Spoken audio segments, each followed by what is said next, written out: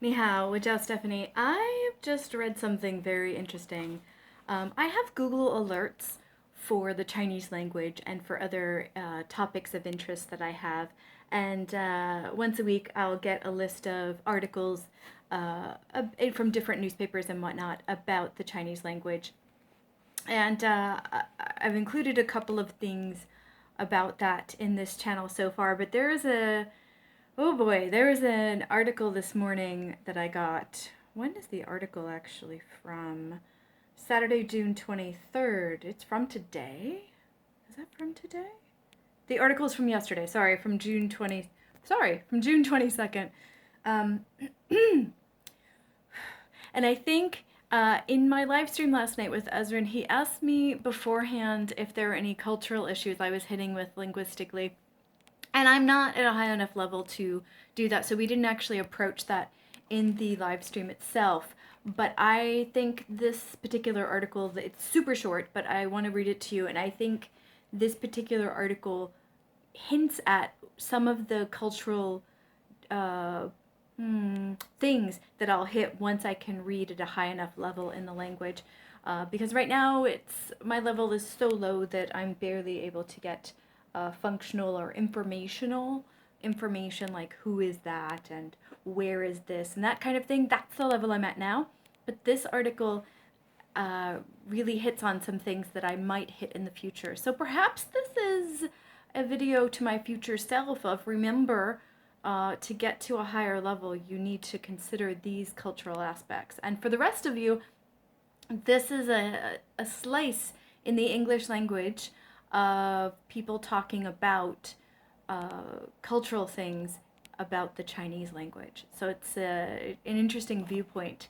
So anyway, it's from, I'll put the link down in the show note below so you can read the actual article itself, but I want to read the whole thing to you because it's super short, but very, very interesting viewpoint. It's from the South China Morning Post, and I do not know this newspaper enough to give you a summation of the characteristics of this newspaper. If you do, leave it down in the comment section. I'm not sure of the personalities of the different newspapers yet because I'm not reading them yet. Although this one apparently I can read in English. This is the international edition, so I could probably actually read this now. But no need if I'm getting the alerts. Anyway, so let's say it's from yesterday. It's under education, and the title is It's Not Just English, Hong Kong Chinese Standards Are Slipping as Well. Now, if you don't know, Hong Kong, I'm going to go grab my tripod. I'm holding this with my hand, which is a rather silly thing, so one second. All right, that worked. Awesome. Okay, so, oh, you can see my trampoline in the background. I love that thing. So cool. Anyway, the title is It's Not Just English, Chinese. I just read the title to you already. I'm going to read it again. Hong Kong's Chinese standards are slipping as well.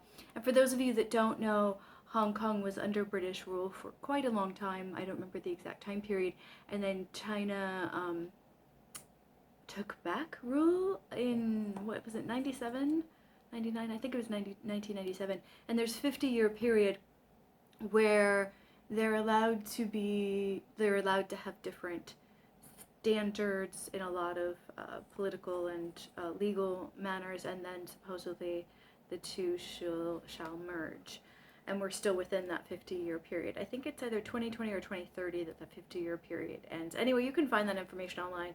The point is that China is trying to absorb Hong Kong back into mainland Chinese society.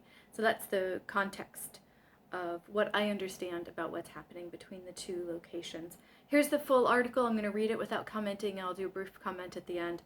I agree. Oh, sorry. The author. Of course. The author's name is not listed. Really? There it is. It's at the end. It's Ansun. See, that was me just judging. Ansun C.Y. Chan, North Point. I don't know what North Point refers to. All right, so there's a lot of information in here. Here's the article in full. Here we go. I agree with Enid Sui that Kao Kai culture, Kaukey culture, which means working with a slipshod attitude, is spreading across the city. And then she is quoting another article, Bad English at Taekwondo reflects falling standards and lax attitude that pervades Hong Kong, June 15th. So that link is in there. In fact, this is not just reflected in the English proficiency of Hong Kongers, but also in their Chinese writing skills. As a former Chinese editor, I have high expectations of fellow Hong Kongers who represent their organizations. From time to time, I receive emails in Chinese from different companies and non-governmental organizations, and I often come across careless mistakes such as extra spaces, misused font, and missed words. Careless mistakes that can be avoided just by carefully proofreading the draft. What shocks me most are the errors made by editors. I wish to differentiate such errors from mistakes. The latter refers to slips that are caused by carelessness or other non-language factors, while the former refers to slips that are the result of a lack of grammatical knowledge. Quite frequently, I encounter letters in Chinese that are full of wrong words, grammatical slips, and misused punctuation. Sometimes the writers seem to not know how to express politeness in Chinese. I attribute this to the fact that Hong Kongers do not read enough good writing. Chinese newspapers in Hong Kong do not have high language standards, and they do make careless mistakes and grammatical errors. Their articles and reports are circulated across the internet and are read by a lot of people. So how can we expect Hong Kongers to write Chinese well when what they are reading is of poor quality? To write Chinese well, one must read a lot of classical essays and literary masterpieces, and that link is hyperlinked so you can go to what they're talking about. Because the words for expressing politeness are often ancient Chinese words, people can try to learn the syntax and idioms used by literary figures, as they often come in useful in the workplace. That's the entire article. Done. Okay, my instant reaction to that was, whoa, okay. This explains why HSK 6 brings in literature. I think it must be a politeness thing. I think it partially explains that, but I don't know. If you've taken HSK 6, please let me know. Is that why this is brought in that level? Not everything connects to a language test. I get that, but that's where my head is right now with the language. Extra spaces I find very curious. I want to see examples when she talks about people writing in extra spaces. Where are they putting in those extra spaces? I want to see that. And I want to know how this writer, why they think they can, how they can assess if it's a careless mistake or if it's a lack of grammatical knowledge. Because as someone who corrected language for a long time as a language teacher and then a writing teacher, sometimes you don't know. Sometimes you can tell if they just don't know. Especially if you have a working relationship throughout a class with a student, you can assess if they truly don't know and need to be educated on how to do something, how to convey something, versus if they were just writing it really fast. But if you don't and you're just reading somebody's email, how do you know if they don't know versus if it's just a careless mistake, if they're just writing very quickly, where many of us, which is what a lot of us often do when we write emails. Even if they are at a professional capacity, emails are, in general, less formal. But I'm talking about emails in English, which does vary when you switch languages and switch regions. My students in Japan, funny enough, used to tell me how formal email is compared to other forms of communication. I think some of my students in China were saying that too. The way they were describing email, it was a more formal communication tool than we would say in English. In English, I think it varies. I think it varies depending on the context, but in general, it's a less formal form of communication than an official letter. Sometimes a letter will be typed up, printed, and scanned and sent in an email, but the email itself isn't super formal. Interesting. So I'm very curious how they feel like they can distinguish between a slip and a lack of knowledge just within reading somebody's email. Uh, yeah, so there's a lot of cultural context here, but I think the two main bits for me are that when you get to a higher level of speaking, of using a language, whether it's your first, second, or fifth, or 600th language, there aren't that many languages, but whatever. Uh, the context they're referring to, literary masterpieces, the context of the language and the history of the language inevitably comes in. We do this a lot in English too. That's why some TV programs, some documentaries and things, and I've seen some comedies too, they'll do not just the language transcript, but they'll do the cultural transcript to give you some of the background for those references. Before movies in Northeast Asia, and some places in Northeast Asia, including China, before a movie that has such a heavy cultural context, like some of the superhero movies, they'll do a quick explanation of the characters before the movie starts, because that stuff is so like, we grow up with it in these cultures that create these things, but you aren't necessarily familiar with it when you come to it from a different culture. So they'll tend to prep people culturally and contextually before they get to the actual fun or interesting or whatever story. So there's a heavy cultural contextual component that I get, but they're saying that Hong Kongers are not familiar with these things as well. And people always freak out about language. One of my favorite linguists, I have favorite linguists, probably can count them on two hands, but I do. And John McWhorter did a wonderful, wonderful TED Talk. I'll put it in the show notes on, don't roll your eyes at me just because I said TED Talk. Some of them are really good. I don't know where to put my finger in this. I'm going to put my computer away. Okay, so on text messaging and people, he goes through like the history of people freaking out about language being used wrong, and people saying, oh my god, our language is going away, it's getting so awful. And so I'll just leave that in the link below, because generally speaking, people are always freaking out that language is changing for the worse, and language is always changing. What I learned in one of my linguistics, like history of linguistics-ish classes, is that most language shifts happen because when children are learning languages, they'll learn them, quote unquote, incorrectly, and that will become the norm. A lot of the changes in the English language, for example, from the UK to the US, happened by accident, and now we just consider that normal or standard American English. But they were mistakes for a long time. That's just language shift, language drift. I think both of those are used in different circles. Basically, language changes.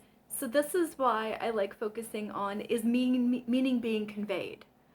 Are you thoroughly confused, or can you understand what's happening? If you can understand what's happening, these little details of what we consider proper language sometimes feel like a power fight more than a focus on communication. I'm not saying this particular article and this particular person are doing that. I'm saying historically, this cry for don't use the language incorrectly is a frequent thing that happens. And I'm looking like I'm kind of smiling right now because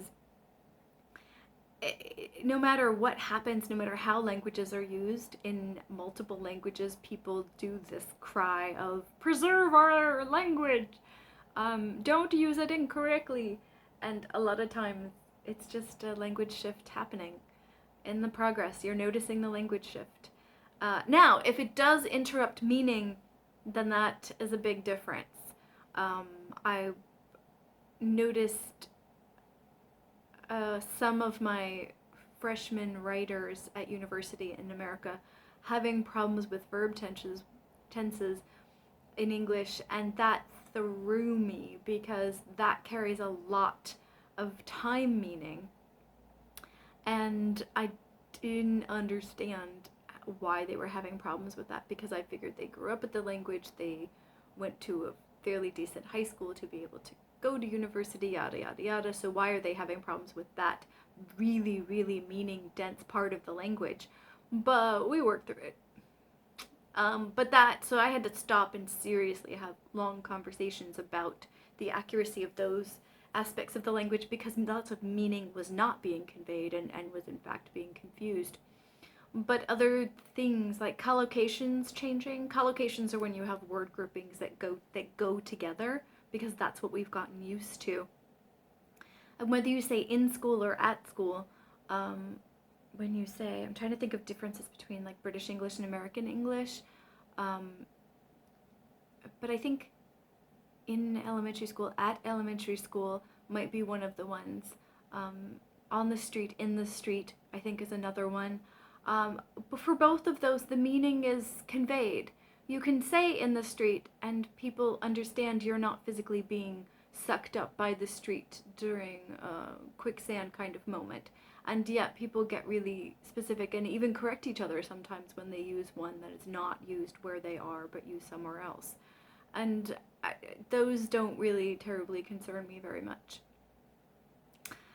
because meaning is still conveyed. So there's a difference between what kinds of mistakes and how much communication stops happening. But anyway, I thought this particular article was very, very interesting because it's one of the first ones that I'm seeing that are talking about language learners, not language learners, not really native speakers either, now that I think about it, because if they're talking about Hong Kongese, which is more of what I think I've heard them talk about, Hong Kong, because they're calling them Hong Kongers in this thing. I'm really out of my depth here. I don't have a strong interest in taking sides on Putonghua versus Cantonese, on mainland China culture and language versus Hong Kong culture and language. Cantonese is, as far as I understand it, a different language, although the script, the Hanzi characters are used there as well. I don't really want to take a side. I find both parts of this area very fascinating. So I don't really want to seem like I'm doing that. I just think it's interesting that this cry for don't use the language wrong is just forever happening everywhere in the world at all times. And the thing at the end where they were talking about the literary context coming into daily life and being a strong part of the language, even though they're technically kind of talking about two languages. Because how are you talking about Hong Kongers without talking about the Cantonese language as well as Putonghua, Mandarin Chinese? Oh, there's so much in this article that I didn't even think about until I started talking to you. So anyway, I'd be interested to see what you think about this article. As small as it is, it opens up a whole lot of things. So, especially for you folks who grew up with any form of the Chinese language, whether it be Cantonese or Putonghua or even traditional Chinese characters, what do you think of all of this? Where is that line between communication and excessive accuracy? Or the obsession with accuracy, as I like to term it. Anyway, curious about your excuse me, I have the hiccups right now. So curious about your feedback about this article and this topic. Satyam.